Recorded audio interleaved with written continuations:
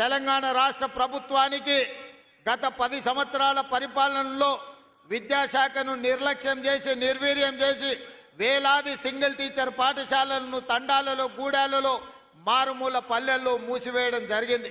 University vice ఛాన్సలర్లు కానీ అధ్యాపకులను కానీ ప్రొఫెసర్లను కానీ అసోసియేట్ అసిస్టెంట్ ప్రొఫెసర్లను కానీ నియమించకపోవడం వల్ల ఈరోజు కాకతీయ ఉస్మానియా లాంటి యూనివర్సిటీలు ప్రతిష్ట కోల్పోయి ఈరోజు విద్యకు పేదలు దూరమయ్యే పరిస్థితి వచ్చింది.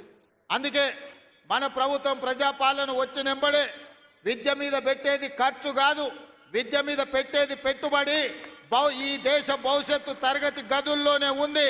అందుకే రాష్ట్ర ప్రభుత్వం బడ్జెట్ని 7% 21,000 కోట్ల రూపాయలను విద్యాశాఖకు కేటాయించి ఆ విద్యాశాఖను ముఖ్యమంత్రి అయిన నా దగ్గరనే పెట్టుకొని విద్యను పెంచాలి, విద్యను పేదలకు అందించాలనే లక్ష్యంతో ఈరోజు ప్రభుత్వం చేస్తుంది.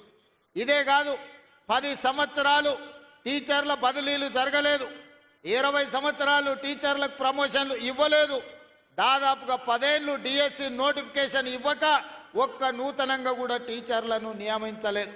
అందుకే మా ప్రభుత్వం వచ్చిన మొదటి సంవత్సరంలోనే 21,000 మంది టీచర్లకు ప్రమోషన్లు ఇవ్వడమే కాదు 35,000 మంది టీచర్ల బదిలీలు చేసి ప్రతి ప్రాంతానికి ఈరోజు టీచర్లను అందించే ప్రయత్నమే చేసినాం.